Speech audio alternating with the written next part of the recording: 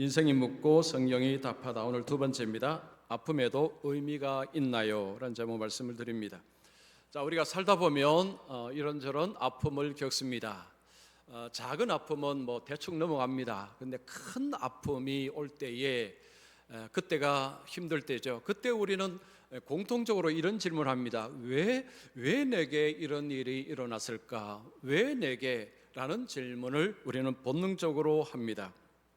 자, 우리가 어떤 어려움을 만날 때에 이유를 알게 되면 설명을 들으면 견딜 수가 있습니다. 어려움이 좀 깊어도 견디는 것이 가능합니다. 근데 문제는 이유가 없는 이유를 우리가 찾지 못할 때 어려움은 굉장히 크게 느껴집니다. 여러분, 양양고속도로를 운전해 가신 분들은 그 긴 터널을 다 통과를 해 보셨을 것입니다. 제가 처음에 그 터널을 통과하면서 와, 세상에 어떻게 이렇게 긴 터널이 있나 그랬습니다. 여러분, 그 긴 터널을 통과할 때 좀 심장이 약하신 분들은 사실은 조심해야 될 터널입니다. 자, 그런데 그 터널을 통과할 때에 그 터널 중간중간에 설명이 있습니다. 여기가 몇 킬로미터 반 정도 왔다는 이런 표시가 있습니다. 이런 표시를 보고 가니까 긴 터널을 가는데도 그렇게 어렵지 않습니다. 만약에 그 터널에 아무런 설명이 없이 그냥 터널만 있다면 어떤 심장이 약하거나 좀 마음이 약한 분들은 굉장히 어려움을 겪을 것 같습니다. 그런데 감사하게도 중간중간에 그런 표시들이 있어서 사실은 별로 문제가 되지 않습니다. 여러분, 우리 인생도 똑같습니다. 작은 어려움은 뭐 그런 설명이 필요 없습니다. 문제가 클 때, 큰 어려움이 있을 때에 좀 하나님이 설명 좀 해주시면 좋겠다, 왜 이런 일이 일어났는지 좀 알려주시면 좋겠다라는 생각을 하게 됩니다. 자, 그러면 하나님은 우리가 이런 질문할 때 하나님은 설명을 해 주실까요? 우리가 성경에 보면 하나님이 설명해 주시는 모습도 보지만 사실은 설명해 주지 않는 경우가 더 많습니다. 자, 오늘 우리가 욥기를 보는데 욥이 하나님 앞에 왜라는 질문합니다. 욥이 엄청난 고난 속에서 하나님께 왜 내게 이런 일이 일어납니까? 라고 질문하는데 하나님은 대답하지 아니하십니다. 욥이 원하는 답을 하나님은 주시지 않으시는 것을 볼 수 있습니다. 그런데 욥이 원하는 답은 주지 않는데 결국은 욥은 하나님으로부터 다른 좋은 것을 그는 발견합니다. 얻게 됩니다. 자, 오늘 그 말씀을 좀 드리고자 합니다. 자, 먼저 첫 번째입니다. 우리는 아픔의 이유를 다 알 수 없다. 자, 우리 인생에서 일어나는 일들, 어려움을 우리는 알 수가 없는 경우가 거의 대부분입니다. 자, 본문 앞쪽에 욥기 앞쪽을 보면 욥기 10장에서 욥이 이렇게 이야기합니다. 무슨 까닭으로 나와 더불어 변론하시는지 알게 하옵소서. 욥이 엄청난 고난 속에서 하나님께 이렇게 이야기했습니다. 질문한 거죠. 무슨 까닭으로 나와 더불어 변론하시는지 알게 하옵소서. 왜 하나님께서 나에게 이렇게 하시는지 좀 알려주십시오 라는 질문을 던진 것입니다. 여러분, 욥이 당한 고난, 어떤 고난입니까? 욥은 부자였습니다. 모든 재산을 다 잃었습니다. 자녀 10명 잃었습니다. 그리고 그 몸에 질병까지 생겼습니다. 모든 것을 잃었다고 할 수 있습니다. 그 모든 것을 잃은 다음에 욥이 하나님께 던진 질문입니다. 무슨 까닭으로 나와 더불어 변론하시는지 알게 하옵소서. 욥의 이 질문을 우리가 들을 때 우리는 충분히 공감이 됩니다. 나라도 이런 질문 던지겠다라는 생각이 듭니다. 욥이 왜라는 질문을 던진 것을 보면 우리가 여기서 한 가지 알 수 있는 것이 있습니다. 자, 믿음의 사람들이 하나님께 왜라는 질문을 던지는 것은 괜찮다는 것입니다. 여러분, 우리가 어떤 경우에 하나님 왜 이런 일이 일어납니까? 라고 질문하는 것은 괜찮다는 거죠. 이것은 문제가 되지 않습니다. 여러분, 시편을 읽으시면 시편의 많은 그 사람들의 기도를 보면 그 탄식하는 것을 볼 수 있습니다. 주여, 어느 때까지니까? 하나님은 나를 알고 계십니까? 라는 이런 기도가 상당히 많습니다. 자, 그들은 믿음의 사람들입니다. 믿음이 없는 사람들이 아닙니다. 믿음의 사람들의 기도가 하나님은 왜 이런 일이, 언제까지 하나님은 나를 기억하십니까? 라는 식으로 그렇게 탄식하는 모습을 볼 수가 있습니다. 믿음은 질문을 가지고 하나님께 나아가는 것입니다. 여러분, 불신앙은 이런 기도를 하지 않습니다. 불신앙은 신세 한탄은 잘합니다. 그러나 이런 식으로 질문을 가지고 하나님께 나가는 것은 불신앙은 못합니다. 믿음의 사람들, 하나님의 사람들은 이렇게 할 수가 있는 것입니다. 그래서 여러분 삶 속에 어떤 의문이 있을 때 하나님 앞에 이 의문을 가지고 나가는 것은 괜찮습니다. 그리고 필요합니다. 하나님 앞에 우리가 질문을 가지고 나갈 때 우리는 귀를 열어서 하나님께 들을 수가 있습니다. 여러분, 우리가 아무런 의문도 없이 아무런 질문도 없으면요, 하나님의 말씀을 잘 못 듣습니다. 말씀은 들려도 귀가 그 말씀을 받아내지를 못합니다. 그래서 우리가 신앙생활은요, 이런 질문, 의문들을 가지는 것은 필요합니다. 자, 하나님은 욥에게 이런 질문에 대해서 대답을 해 주셨는가? 욥기를 보면 이런 하나님의 그 욥의 질문에 대해서 하나님이 대답을 해 주시지 않는다는 것을 볼 수 있습니다.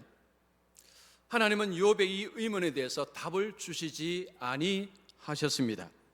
자, 욥을 통해서 우리 또한 하나님 앞에 이런 질문할 때 하나님은 우리가 원하는 답은 주시지 않을 수 있다는 것을 알 수가 있습니다. 내가 원하는 답을 하나님은 주시지 아니할지라도 괜찮습니다. 그것 때문에 하나님이 없다 단정 지을 필요는 없습니다. 왜냐하면 하나님은 다른 방식으로 응답을 해 주시기 때문입니다. 자, 욥은 왜라고 질문했습니다. 왜 내게 이런 일이 일어납니까? 라고 할 때에 하나님은 거기에 대해서 답을 주신 것이 아니라 다른 방식으로 답을 주셨는데 그 방식이 욥에게는 만족스러웠습니다. 충분했습니다. 자, 그 방식이 무엇인가? 자, 두 번째입니다. 그리스도 안에서 우리의 아픔은 헛되지 않는다. 자, 하나님께서 욥의 질문에 일일이 대답을 하시기보다는 하나님께서 욥에게 말씀하기 시작하십니다. 욥기 38장부터 보면 하나님이 욥에게 폭풍 질문을 하십니다. 폭풍우 가운데서 하나님이 욥에게 나타나셔서 욥에게 질문을 쏟아내십니다.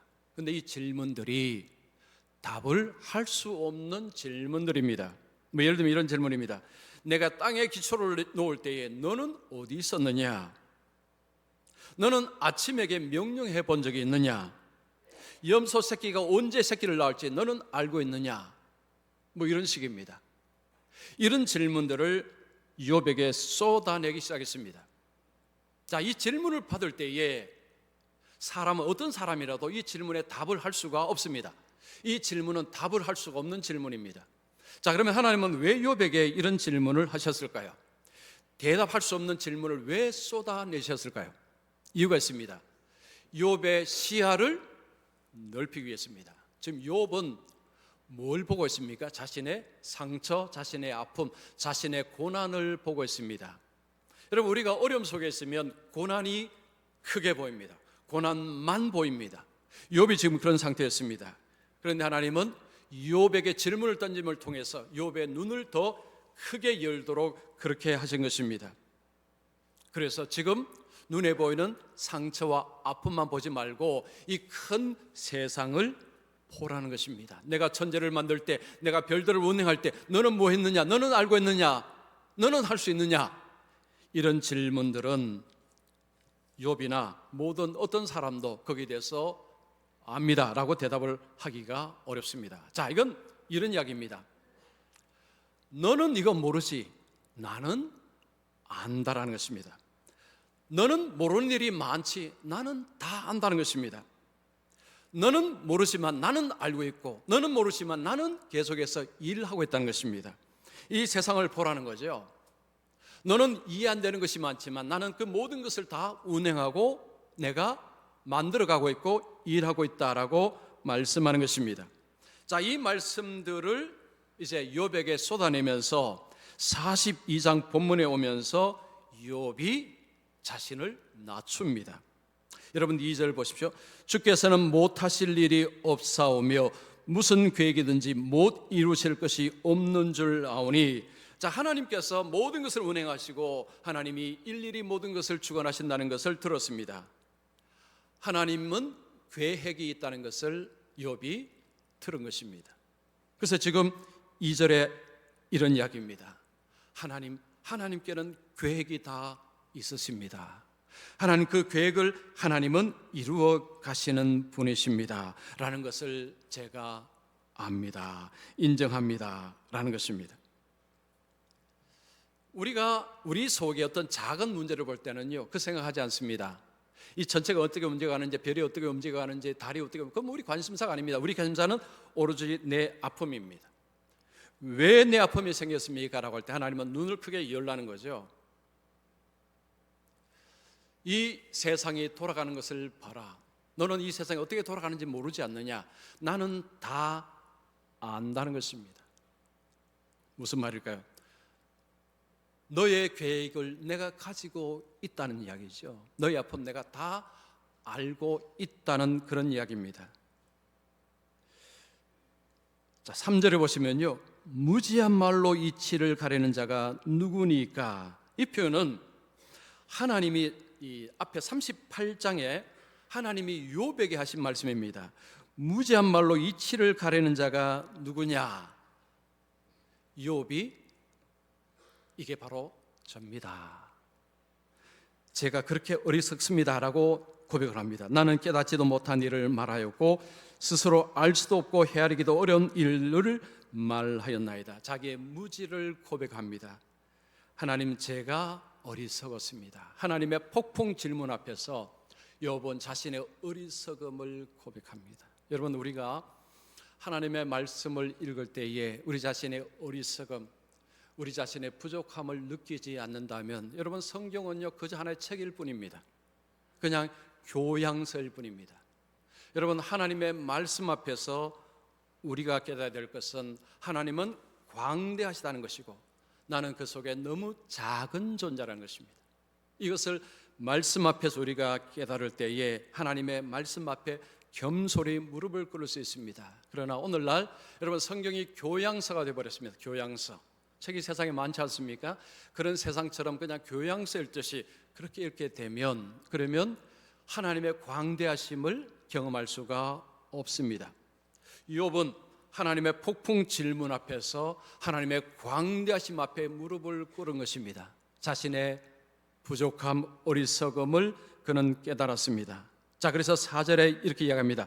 내가 말하겠사오니 주는 들으시고 내가 주께 묻겠사오니 주여 내게 알게 하옵소서. 이 4절의 말씀은 이런 것입니다.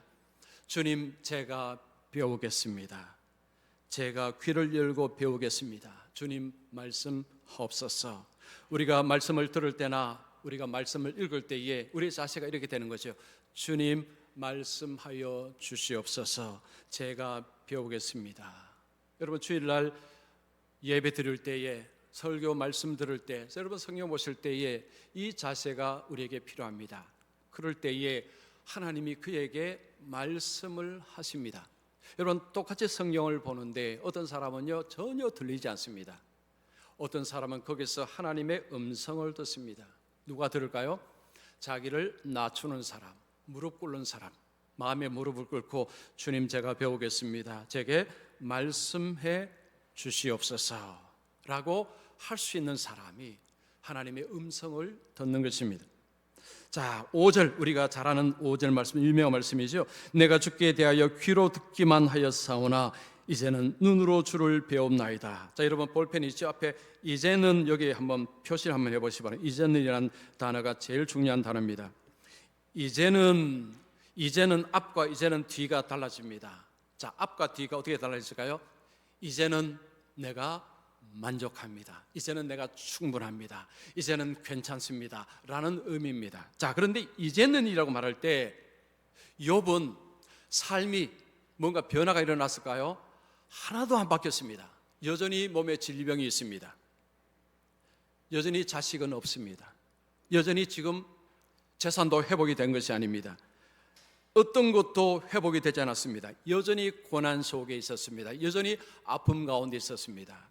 그런데 욥이 이제는 뭐라고 이야기합니까? 눈으로 주를 배옵나이다. 자, 욥의 고백은 이제는 내가 눈으로 주를 배우는다는 것입니다. 육신의 눈으로 본다는 이야기는 아닙니다. 여러분, 하나님은 육신의 눈으로 볼 수가 없습니다. 하나님은 영이십니다. 눈으로 볼 수가 없습니다.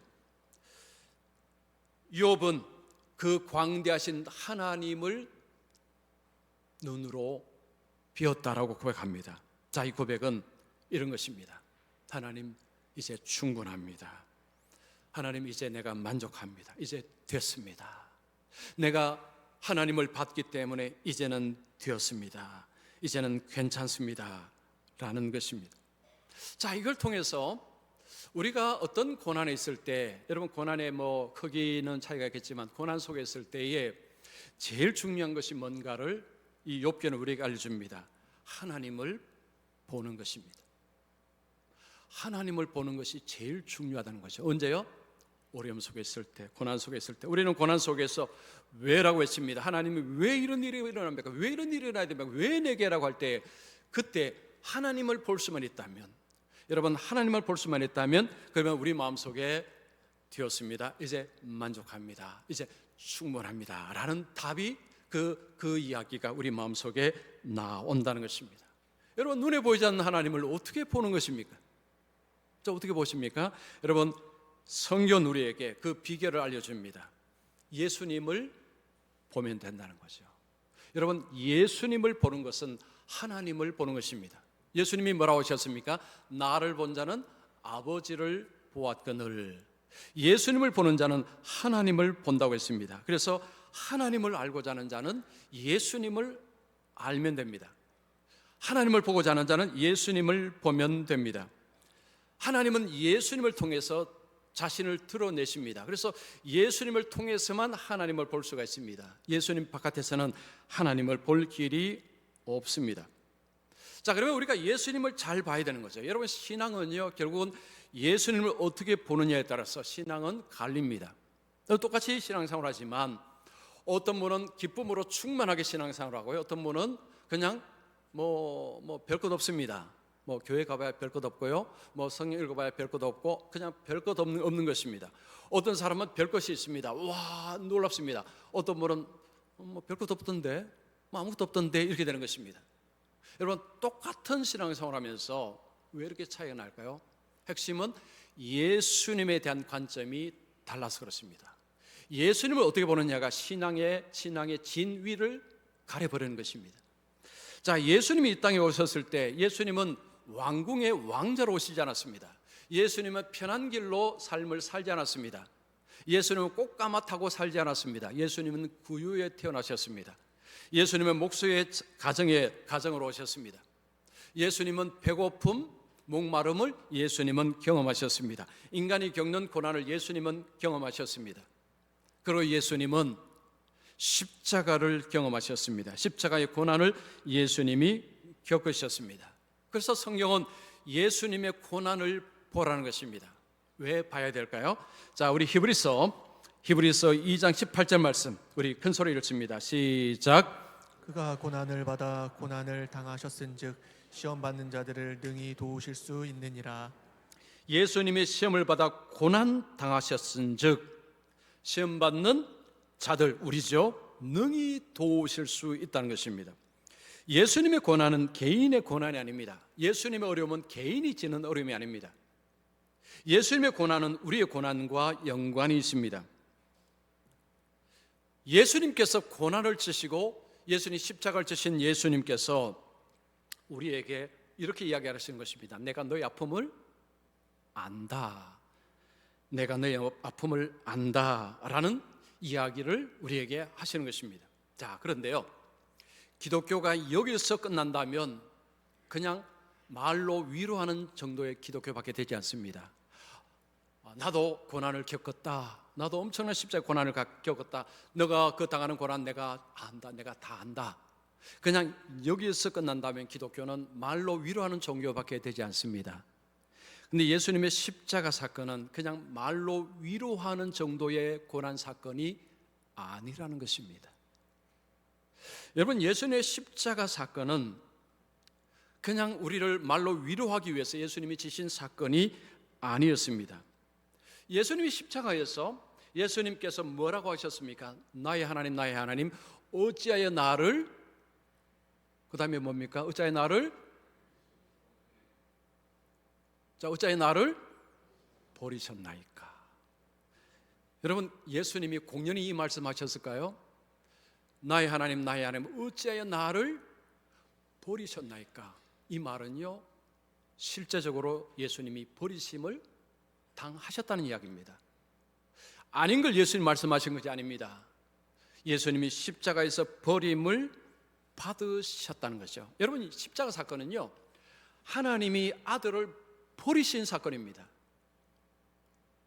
이게 중요합니다. 여러분, 십자가는요, 하나님이 아들을 버리신 사건입니다. 그래서 예수님이 그 모든 것을 다 받으신 것입니다. 저주를 다 받으신 거죠. 예수님께서 그것을 왜 받으셨습니까? 우리의 죄 때문에 예수님이 아버지 버리심을 받으신 것입니다. 예수님의 개인의 죄가 아닙니다. 우리의 죄로 인해서 예수님께서 버리심을 받으셨습니다. 자, 그래서 십자가는 우리에게 뭘 이야기하느냐 하면, 내가 너 대신 버림을 받았기에 너는 버림을 받지 않는다. 이것이 십자가의 이야기입니다. 십자가는 단지 너 어려움을 당하느냐, 나도 어려움을 당했다, 내가 너 아프면 안다, 여러분, 이런 위로가 아닙니다. 여러분, 십자가는 내가 너 대신에 버림을 당했으니 너는 버림을 당하지 않는다라는 메시지가 십자가상에서 우리에게 주시는 것입니다. 자, 그런데요, 근데 십자가에서 예수님이 죽으시고 예수님이 다시 살아나지 아니하셨다면 그 메시지는 증명이 되지 않습니다. 예수님이 버리심을 당하셔서 내가 버림을 당하지 않는다는 그 메시지가 사실인지 확인할 길이 없습니다. 예수님이 부활을 하셨기에 그 메시지가 참이다는 것이 증명이 된 것입니다. 사람들은 예수님을 십자가에 못 박았습니다. 그리고 무덤에 장사했습니다. 옛날 무덤은 돌로 막는 것이었습니다. 그들이 돌로 막았을 때 그 돌은 마침표였습니다. 마침표. 예수는 죽었다. 마침표가 돌이었습니다. 그들은 마침표를 찍었습니다. 예수는 죽었다라고 했습니다. 그런데 그 다음에 어떤 일이 벌어졌습니까? 하나님은 그 마침표를 제거하셨습니다. 하나님은 아들을 살리셨습니다. 예수님이 부활하셨습니다. 예수님이 살아나셨다라는 것은 예수님의 부활 사건의 의미가 진짜다, 사실이다, 확실하다, 증명했다, 이것을 이야기하는 것입니다. 그래서 여러분, 예수님의 제자들이 왜 부활을 그렇게 외쳤느냐, 여러분, 교회가 왜 그렇게 부활을 외치고 왜 세상은 부활은 가짜다라고 왜 그렇게 자꾸 반박을 할까요? 부활이 십자가가 진짜라는 것을 증명하기 때문입니다. 그래서 여러분, 부활이 가짜라면 기독교는 다 무너집니다. 기독교의 가르침은 다 무너집니다. 그래서 사탄은요, 지금도 계속해서 사람들 입을 통해 부활은 가짜야, 기독교가 만든 것이야 라고 끊임없이 그런 이야기합니다. 여러분, 그 말에 속지 마십시오. 부활은 그들이 말한다고 갑자기 없는 것이 되는 것이 아닙니다. 부활의 사건의 증명은 이미 다 되었습니다. 돌을 막았을 때 마침표를 찍었다고 했지만 하나님은 그 마침표를 제거하셨습니다. 성경은 우리에게 위대한 약속을 합니다. 여러분, 요한계시록 읽으시면 주를 믿는 자에게 이 땅에 고통이 많다는 것을 이야기합니다. 고난받을 것이다. 그런데 요한계시록 뭘 약속하십니까? 눈물을 닦아 주신다고 약속하십니다.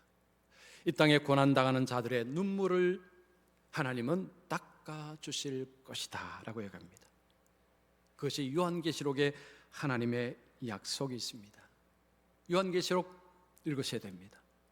이 땅의 고난은 그냥 이 자체로 끝나는 것이 아니라 하나님께서 눈물을 닦아주실 때가 있다라고 하는 약속이 들어가 있습니다. 많은 사람들이 이 땅의 죽음이 이제 끝났다라고 이야기합니다. 끝이다, 마침표를 찍습니다. 그러나 성경은 하나님이 그 마침표를 제거하셨다라고 이야기합니다. 여러분, 엄마 태 속에 있는 아기를 한번 생각해 보십시오. 아기가 그 속에서 자랍니다. 그 속에 있으니 얼마나 편안하겠습니까? 얼마나 좋겠습니까? 편안하게 좋게 사는데 갑자기 어느 날 막 움직이기 시작합니다. 막 진동이 일어나고 세계가 흔들리는 것입니다. 이제 자기 세계가 끝장나는 날이 옵니다. 그러면서 와 하면서 막 자기 힘이 아니고 그냥 막 밀려갖고 그냥 그 세계에서 밀려서 이 세상으로 확 나왔죠. 자, 그런데 여러분, 그 아기의 상황을 한번 생각해 보세요. 그 아기가 이제 그 엄마 속에 있는 그 자기 세상입니다. 그 자기 세상 속에 있는데 어느 날 갑자기 막 진동이 일어나고 세상이 흔들리고 하다가 갑자기 막 이제 이 막 고난이 일어날 때 이런 질문을 할 거 아닙니까? 왜 내게 이런 일이 일어나지? 왜 내게 이런 일이 일어나지? 왜 내게 이런 진동이 일어나지? 왜 내게 아픔이 일어나지? 그렇게 쏟아낼 것입니다. 그러면서 툭 세상으로 나오죠. 자, 그럴 때 우리는 아기에게 뭐라고 이야기합니까? 너 이제 시작이다. 잘 나왔다. 환영한다. 여러분, 엄마 아빠가 아기를 보고 환영하죠. 아, 잘 왔다. 보고 싶었다. 잘 왔다. 얘기합니다. 성경은 이 땅의 삶이 꼭 이와 같다는 거죠.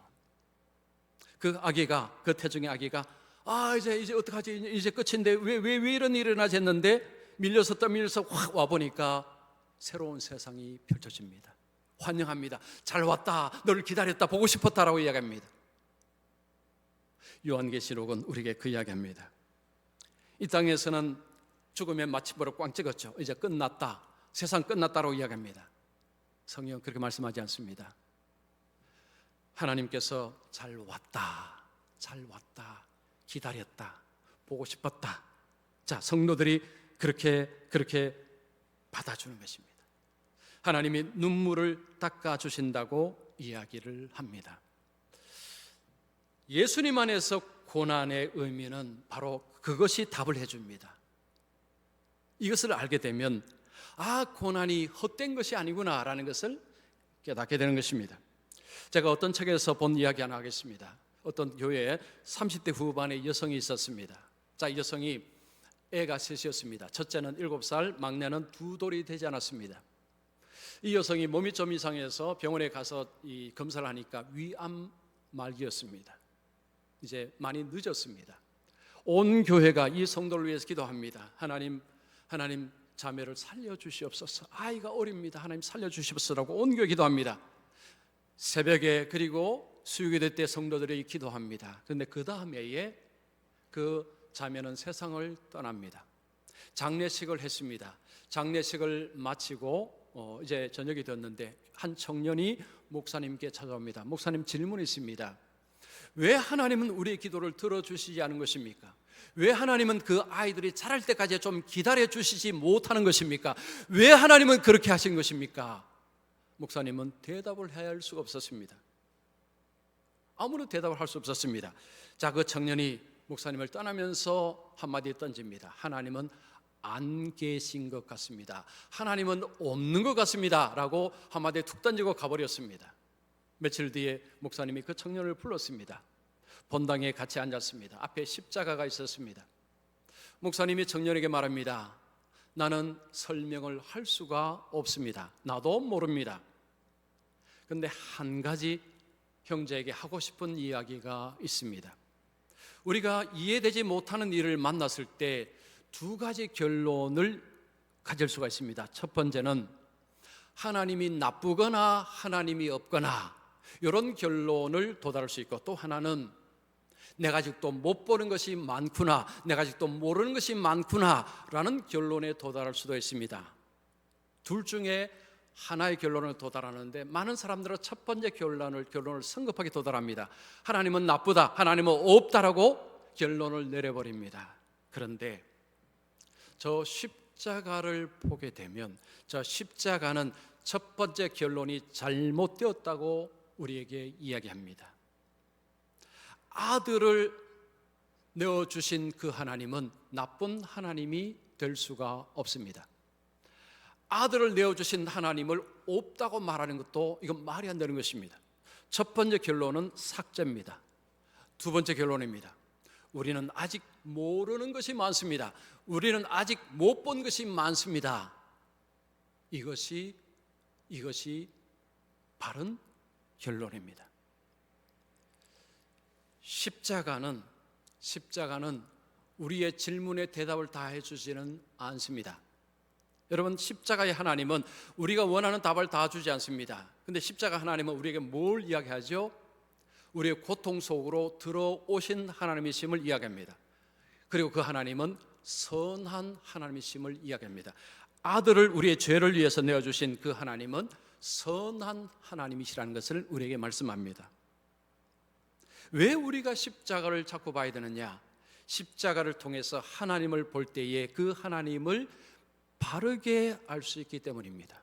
우리의 삶의 문제는 알 수 없습니다. 그것은 하나님이 다 대답해 주지 않습니다. 그러나 한 가지 알 수 있는 것은 그 십자가를 지신 예수님을 통해서 우리가 보는 하나님은 선하시다는 거죠.